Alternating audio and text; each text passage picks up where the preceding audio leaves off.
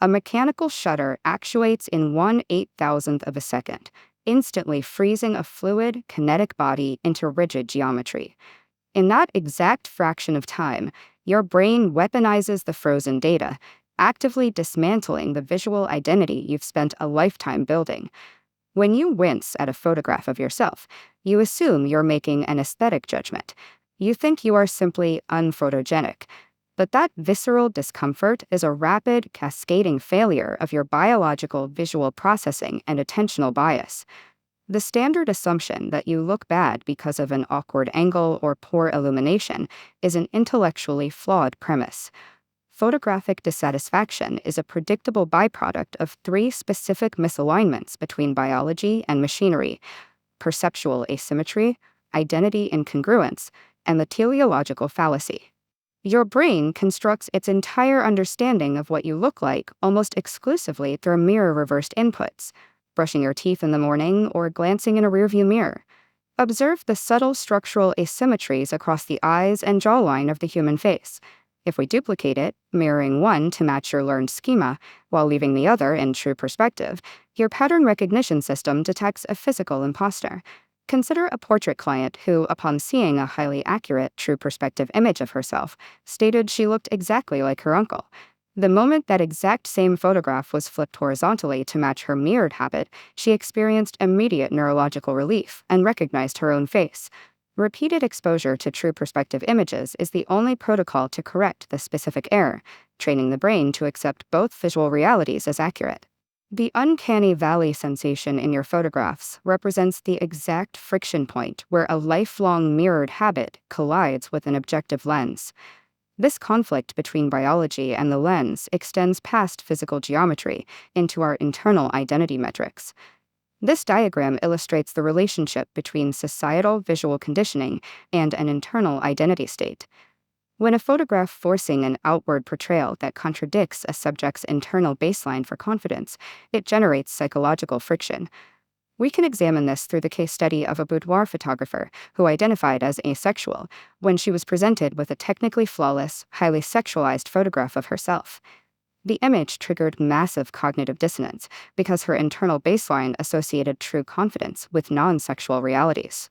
Because she couldn't recognize her internal state in the image, the resulting discomfort felt like playing pretend, rendering the photograph unsuccessful regardless of its composition. Correcting this incongruence requires visual output to be deliberately engineered to resonate with the subject's internal emotional state, rather than conforming to an external standard. A technically perfect photograph faces neurological rejection if it mandates an external performance that violates the internal identity baseline. Once the brain is compromised by this friction, it relies on attentional bias, actively abandoning holistic visual processing the moment it encounters an isolated insecurity. Take the example of a subject reviewing an image of herself captured alongside friends in a vibrant desert environment. Let's track the data processing on this radar chart. The subject experiences a cognitive collapse. Her eye hyperfixates on her stomach, forcing the contextual data of the environment and companions to shrink and disappear. This hyperfixation activates pre-existing negative social schemas, which permanently color how that visual artifact is perceived. Stopping this cascade requires a deliberate, manual cognitive override. The subject must consciously force their brain to repopulate the image with contextual metadata: who was in the frame, the environmental state, and the internal emotion. Unless forced to process the holistic environment, the brain will systematically shrink a lived moment down to the microscopic size of a single insecurity. The camera operates under a specific teleological function.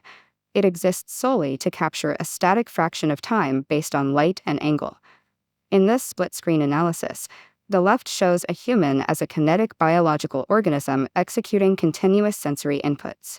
On the right, harsh vertical lines slice out fragments. By extracting one microscopic slice, the isolated frame corrupts the organism's intended data.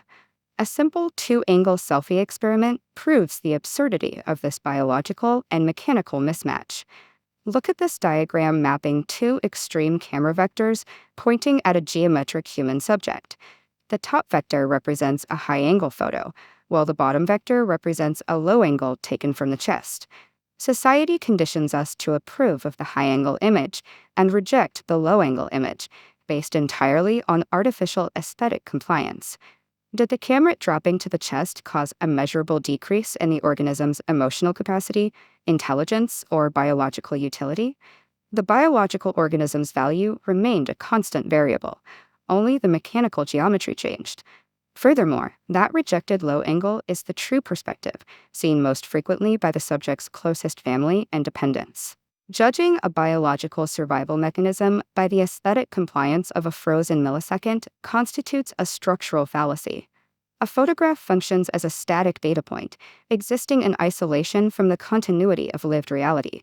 Rejecting an image is simply rejecting a fraction of a second that failed to align with a false mirror schema, a biased focus, or a teleological misunderstanding. A functioning biological organism is intrinsically worthy of documentation across all spatial vectors, timelines, and visual angles. Achieving visual acceptance requires stripping away arbitrary aesthetic metrics and viewing photos purely as neutral timestamps of biological existence. A lens captures fragmented milliseconds, whereas human memory and legacy rely on the continuous, kinetic reality of a lived life.